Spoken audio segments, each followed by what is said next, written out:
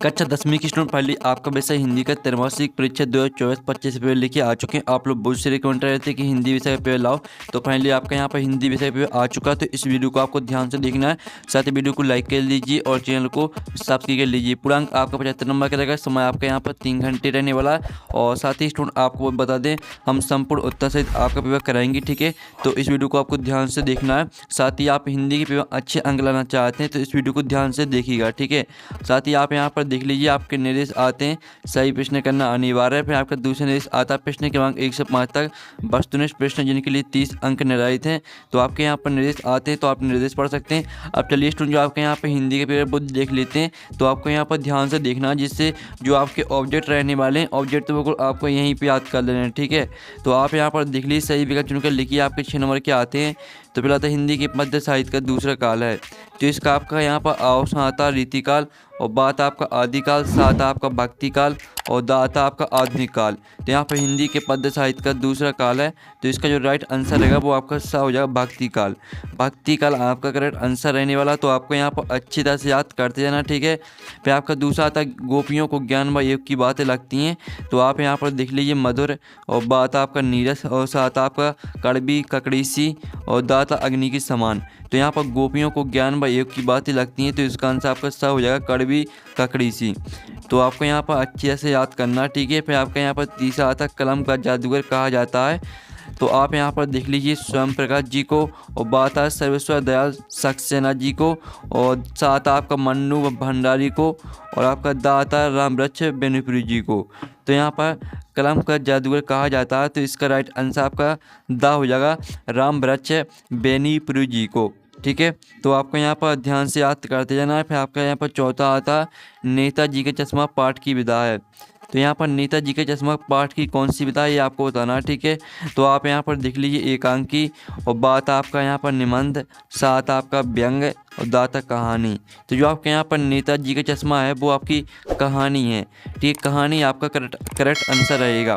फिर आपका पाँचवा आता रसात्मकम वाक्यम काव्यम, परिभाषा किस आचार्य की है, ठीक है। तो इसका जो राइट आंसर रहेगा वो आपका सा हो जाएगा ठीक है, आचार्य विश्वनाथ। आचार्य विश्वनाथ आपका करेक्ट आंसर रहने वाला है। फिर आप यहाँ पर देख लीजिए, आपका 6वां आता भोलानाथ के पिता भक्त थे। तो आपको बताना कि भोलानाथ के जो पिता हैं वो किसके भक्त थे। तो इसका जो करेक्ट आंसर रहेगा वो आपका बा हो जाएगा शिव जी के। तो इस तरह से आपके 6 नंबर के जो सही विकल्प वो कंप्लीट हो जाते हैं। आपने अच्छे से याद कर लिए होंगे, ठीक है। अब प्रश्न 2 आता है रिक्त स्थान की पूर्ति की। 6 नंबर के आपके यहाँ पर रिक्त स्थान आते हैं। तो पहला आता सूरदास जी मुक्ता डॉट डॉट रस के कवि हैं। तो यहाँ पर सूरदास जी मुक्ता बादशाह रस के कवि हैं, ठीक है, बादशाह। फिर आपका दूसरा था गोपियाँ उद्भव को डॉट डॉट मानती हैं। तो यहाँ पर गोपियाँ उद्भव को, ठीक है, बड़भागी मानती हैं। फिर आपका तीसरा आता जीवनी गद्य की एक डॉट डॉट विधा है। तो यहाँ पर जीवनी गद्य की एक गौण विधा है। गौण आपका रहेगा तीसरे रिक्त स्थान का आंसर, ठीक है। पहले का आंसर आपका बासल, दूसरे का आंसर आपका बड़भागी, तीसरे का आंसर आपका गौण हो जाएगा। फिर आपका जो चौथा यहाँ पर आता है, ठीक है, नायक नायिका के संयोग या वियोग का वर्णन डॉट डॉट रस में होता है। तो यहाँ पर नायक नायिका के संयोग या वियोग का वर्णन होता है श्रृंगार रस में। श्रृंगार आपका करेक्ट आंसर रहने वाला है। 5वां आता भोलानाथ के पिता आटे की गोलियाँ, ठीक है। आप यहाँ पर देख लीजिए भोलानाथ के पिता आटे की गोलियाँ डॉट डॉट को खिलाते थे। तो इसका आंसर आपका मछलियाँ हो जाएगा, ठीक है, मछलियों को खिलाते थे। फिर आप यहाँ पर देख लीजिए 6वां आपका आता है चौपाई के प्रत्येक चरण में मात्राएं डॉट डॉट होती हैं। तो यहाँ पर चौपाई के प्रत्येक चरण में 16 मात्राएं होती हैं। तो इस तरह से आपके जो यहाँ पर रिक्त स्थान वो कंप्लीट हो जाते हैं 6 नंबर के। आपने अच्छी तरह से याद कर लिए होंगे। अब चलिए स्टूडेंट आपका नेक्स्ट क्वेश्चन देख लेते हैं। तो आपका प्रश्न 3 आता है सत्य असत्य का चयन करके लिखिए। 6 नंबर के आपके यहाँ पर आते हैं, ठीक है। तो आप यहाँ पर देख लीजिए स्टूडेंट। तो पहला आता गोपियाँ कृष्ण द्वारा चुरा गए अपने मन को वापस मांग रही हैं। तो ये आपका बिल्कुल सत्य है। और दूसरा था एक अंक वाली रचना कहानी कहलाती है। तो ये आपका सत्य हो जाएगा, क्योंकि एक अंक वाली रचना एकांकी कहलाती है। तीसरा आता उपन्यास में कई कथाओं का समावेश होता है। तो ये आपका सत्य रहेगा। चौथा आता तर्केश्वर ही भोलेनाथ थे। तो ये सत्य रहने वाला है। और जो 5वां आता रामचरितमानस महाकाव्य, तो ये भी सत्य रहेगा। और 6वां आता त्रिभुवन में द्वंद्व समास है। तो ये आपका सत्य हो जाएगा। तो इस तरह से आपके जो यहाँ पर सत्य असत्य हैं वो आपके कंप्लीट हो जाते हैं 6 नंबर के। आपने अच्छी तरह से याद कर लिए होंगे। अब चलिए आपका यहाँ पर देख लेते हैं सही जोड़ी बनाइए, ठीक है, स्तंभ आओ बा में दी सही जोड़ी। और साथ ही आपको स्टूडेंट हम बताना चाहते हैं, अगर आप यहाँ पर पेपर का PDF डाउनलोड करना चाहते हैं तो उसकी लिंक आपको वीडियो के ठीक है डिस्क्रिप्शन मिल जाएगी, तो वहाँ से आप पेपर का PDF डाउनलोड कर सकते हैं। ठीक है, लिंक वीडियो के डिस्क्रिप्शन दी गई है। साथ ही आप यहाँ पर देख लीजिए, फिर अब आपकी सही जोड़ी आती हैं। तो पहले आती है आपकी आत्मकथ्य, तो इसको आपको किससे मैच करना है? आत्मकथ्य को आपको मैच करना है। ठीक है, उससे पहले हम यहाँ पर इसको जो आत्मकथ्य इसको छोड़ते हैं। दूसरी आती है 3 वर्णों का मेल, तो 3 वर्णों का मेल आपकी गण हो जाएगी। ठीक है, और एकमात्र सहारा के लिए मुहावरा है, तो इसको आपको अंधे की लाठी से मैच करना है। जो भी स्टूडेंट आपको सही जोड़ी ना बने पहले तो उसको छोड़ना है, और जो बन रही है पहले उसको मैच करना है, फिर आपसे अपने आप बन जाएंगे। ठीक है, जो चौथी आती है अलंकार, तो अलंकार को आपको किससे मैच करना? आभूषण से मैच करना है। और कैप्टन चश्मे वाला, तो इसको आपको प्रतिमा पर चश्मा से मैच करना है। और सना सना हाथ जोड़ी, तो सना सना हाथ जोड़ी आपका क्या रहेगा? ठीक है, आत्म जो आपके यहाँ पर सना सना हाथ जोड़ी है, ये आपका यहाँ पर हो जाएगा यात्रा वृत्तांत। और जो आपकी आत्मकथ्य वो आपकी जयशंकर प्रसाद हो जाएगी। ठीक है, इस तरह से आपकी जो यहाँ पर सही जोड़ी वो मैच हो जाती हैं, आप स्क्रीनशॉट ले सकते हैं। ठीक है, अब चलिए प्रश्न 5 आता है, एक सदवाक्य में उत्तर दीजिए। तो आप यहाँ पर देख लीजिए 6 नंबर के आते हैं। पहला आता है श्री कृष्ण का एक संदेश गोपियों के लिए कौन लेकर आया था? तो इसका आंसर आपका उद्धव हो जाएगा। ठीक है, उद्धव लेकर आया था। तो इस तरह से आपका उद्धव पहले का आंसर रहेगा। फिर आपका यहाँ पर दूसरा आता सुर शरावली कवि का क्या नाम है? तो यहाँ पर सुर शरावली कवि का नाम है आपका सूरदास। ठीक है, सूरदास आपका दूसरे का आंसर रहने वाला है।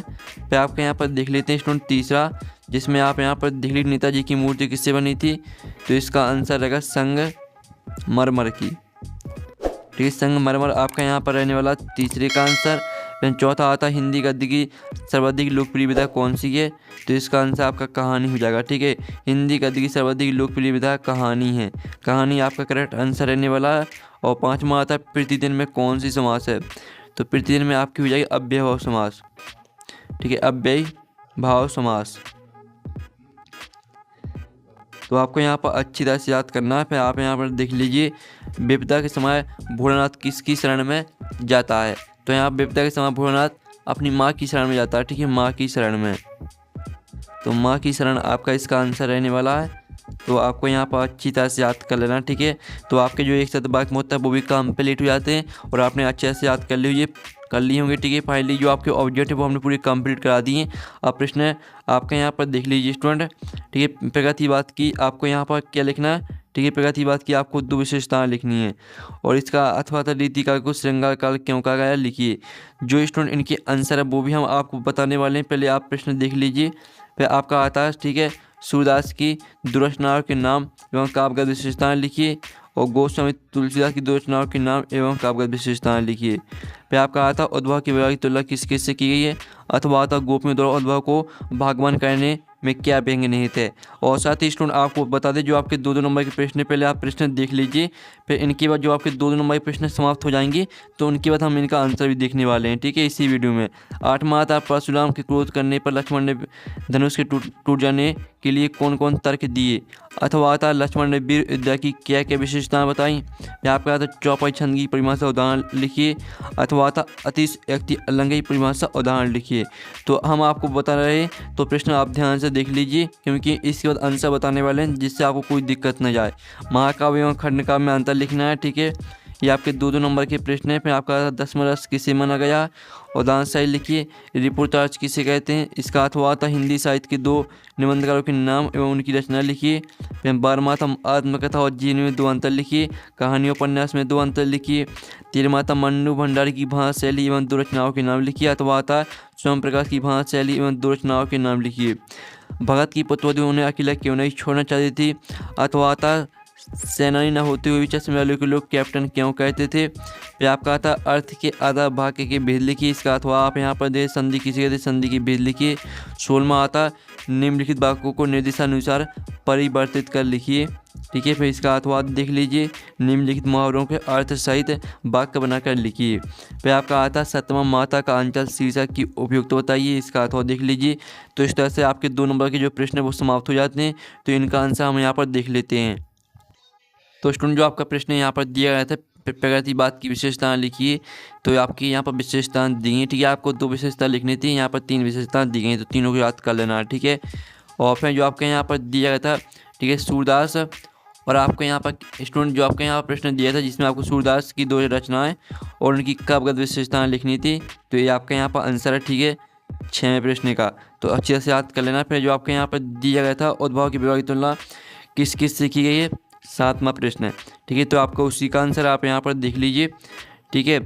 आप यहाँ पर उद्भव की विभाग की तुलना निम्नलिखित से की गई है, कमल के पत्तों से जो जल में रहकर भी उससे प्रभावित नहीं होते। फिर आपका खा आता जल में पड़ी तेल की बूंदे से जो जल में घुलती मिलती नहीं है, उद्भव भी इनके समान है, वे कृष्ण के संग रहकर भी उसके प्रेम से प्रभावित नहीं हो सके, ठीक है। इस तरह से आपका 7वें प्रश्न का आंसर हो जाता है।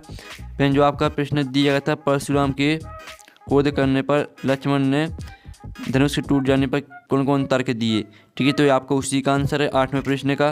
तो पूरा आपको याद करना, आप यहाँ पर देख लीजिए। हमें तो यह असाधारण शिव धनुष साधारण धनुष के भांति लगा, और श्री राम को तो ठीक है, श्री राम को तो ये धनुष नए धनुष के समान लगा। साथ ही आपका तीसरा पॉइंट, चौथा, 5वां सभी को याद करना है। फिर आपका जो यहाँ पर 9वां प्रश्न दिया गया था, चौपाई छंद की आपको परिभाषा लिखनी थी।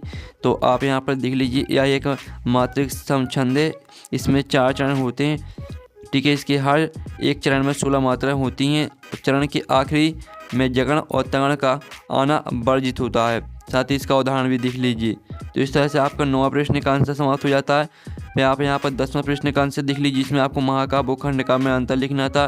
तो महाकाव्य में नायक के संपूर्ण जीवन का वर्णन होता है, और खंडकाव्य में जीवन की किसी एक घटना का वर्णन रहता है। और साथ ही आप यहाँ पर देख लीजिए, महाकाव्य में कई छंदों का प्रयोग होता है, खंडकाव्य में केवल एक ही छंद का प्रयोग होता है। महाकाव्य में अनेक सर्गों में विभाजित होता है, खंडकाव्य में एक ही सर्ग होता है। तो इस तरह से आपको 3 अंतर यहाँ से याद कर लेने हैं, ठीक है। आपका 10वें प्रश्न का आंसर समाप्त हो जाता है। फिर आप यहाँ पर 11वें प्रश्न का आंसर देख लीजिए। हम आपको सिर्फ एक ही प्रश्न का आंसर करा रहे हैं, यानी जो अथवा का है, अथवा का नहीं करा रहे हैं, ठीक है, सिर्फ ऊपर वाले का करा रहे हैं। तो आप यहाँ पर देख लीजिए, जो आपके यहाँ पर दिया गया था रिपोर्टाज, ठीक है। आप यहाँ पर देख लीजिए, रिपोर्टाज किसे कहते हैं, ये आपको उसी का आंसर है। तो पूरा आपको याद कर लेना है। ये आपका 11वें प्रश्न का आंसर समाप्त हो जाता है। फिर आपका जो 12वां प्रश्न दिया गया था, आत्मकथा और जीवन में अंतर लिखना था आपको। तो आप यहाँ पर देख लीजिए, आत्मकथा स्वयं के द्वारा लिखी जाती है, जीवनी किसी दूसरे के द्वारा लिखी जाती है। तो इस तरह से दोनों अंतर को आपको याद कर लेना, ठीक है। हम सिर्फ आपको एक ही क्वेश्चन का आंसर करा रहे हैं, जो ऊपर वाला क्वेश्चन था, अथवा का नहीं करा रहे हैं, ठीक है। अथवा करना चाहते तो आपको खुद करना है। मन्नू भंडारी की आपको भाषा शैली, ठीक है, मन्नू भंडारी की आपको साहित्यिक विशेषताएं लिखनी थी। तो आप यहाँ पर देख लीजिए, ये आपकी रचनाएं दी गई हैं, और साथ ही इनकी भाषा शैली आप यहाँ पर देख लीजिए, ठीक है। तो इस तरह से आपका यहाँ पर आंसर समाप्त हो जाता है। और फिर आप यहाँ पर देख लीजिए, जो आपका प्रश्न दिया गया था, भगत की पुत्रवधू उन्हें अकेला क्यों नहीं छोड़ना चाहती थी। तो इसका आंसर आप यहाँ पर देख लीजिए, भगत की पुत्रवधू उन्हें अकेला छोड़कर नहीं जाना चाहती थी, क्योंकि भगत के बुढ़ापे का वह एकमात्र सहारा थी। इसके चले जाने के बाद भगत की देखभाल करने वाला कोई नहीं था। यह आपका 14वें प्रश्न का आंसर समाप्त हो जाता है। फिर आपका 15वें प्रश्न का आंसर देख लीजिए, अर्थ के आधार पर वाक्य के प्रकार आपको लिखने थे। तो आप यहाँ पर देख लीजिए, विधानवाचक वाक्य, निषेधवाचक वाक्य, प्रश्नवाचक वाक्य, विस्मयादिवाचक वाक्य, आज्ञावाचक वाक्य, इच्छावाचक वाक्य, संकेतवाचक वाक्य और संदेहवाचक वाक्य। ये आपका आंसर हो जाता है। फिर आपका यहाँ पर जो आपका यहाँ पर 15वें प्रश्न का आंसर वो हमने करा दिया है, ठीक है। जो 16वां प्रश्न था, 17वां, उनका आंसर आपको खुद करना है। तो स्टूडेंट आपका जो यहाँ पर 16वां प्रश्न, 17वां, इनका आंसर आपको खुद कर लेना है, ठीक है। फिर आपका 18वां प्रश्न आता है, जिसमें आपको, ठीक है, आपका पद्यांश दिया गया, उद्धव तुम हो अति बड़भागी। इसका आपको संदर्भ प्रसंग सहित व्याख्या लिखनी है, ठीक है। इसका तो देख लीजिए, 3 नंबर का प्रश्न रहेगा। फिर आपको 19वां प्रश्न आता है, जो कि आपकी गद्यांश दिया गया, तो इसकी भी आपको संदर्भ प्रसंग सहित व्याख्या लिखनी है। फिर आपका 20वां प्रश्न आता है, ठीक है, निम्नलिखित विषयों पर अनुच्छेद लिखिए, मेरे जीवन का लक्ष्य। इस पर आपको अनुच्छेद लिखना है। अगर आपसे अनुच्छेद नहीं बनता तो विज्ञापन लेखन से क्या आशा है, ये भी आप लिख सकते हैं। फिर आपका 21वां प्रश्न आता है, निम्नलिखित आपने काव्यांश को पढ़कर पूछे गए प्रश्नों को उत्तर लिखिए। तो ये आपका काव्यांश दिया गया है, इसके 3 प्रश्न दिए गए, तीनों प्रश्नों को उत्तर आपको काव्यांश से मिल जाएंगे, सिर्फ आपको काव्यांश को ध्यान से पढ़ना है। फिर आपका आता है यहाँ पर इसका अथवा, अगर आपसे काव्यांश नहीं बनता है तो आपका आपरित गद्यांश दिया गया है, जो कि काफ़ी सरल होता है काव्यांश के अपेक्षा में, ठीक है। तो आपको यहाँ पर गद्यांश करना है। इसके 3 प्रश्न दिए गए हैं, और इन तीनों प्रश्न का वो उत्तर आपको आसानी से गद्यांश से मिल जाएंगे। सिर्फ गद्यांश को ध्यान से पढ़ना। फिर आपका 22वां प्रश्न आता है। तो 22वां प्रश्न आप यहाँ पर देख लीजिए, विद्यालय के प्राचार्य को शाला शुल्क से मुक्ति तो आवेदन पत्र लिखिए, इसका अर्थ देख लीजिए। फिर 23वां प्रश्न देख सकते हैं। तो इस तरह से आपका पेपर कंप्लीट हो जाता है। साथ ही जो आपके यहाँ पर 4 नंबर के प्रश्न हैं और जो आपके 3 नंबर के प्रश्न हैं उनका सॉल्यूशन नेक्स्ट वीडियो में आएगा। तो वीडियो को लाइक कर लीजिए, चैनल को सब्सक्राइब कर लीजिए। साथ ही PDF डाउनलोड करना चाहते हैं पेपर का तो उसका लिंक आपको वीडियो के डिस्क्रिप्शन में दी गई, तो वहाँ से आप PDF डाउनलोड कर सकते हैं। लिंक आपको वीडियो के डिस्क्रिप्शन में मिल जाएगी। तो हम यहाँ पर नेक्स्ट वीडियो में। Thanks for watching.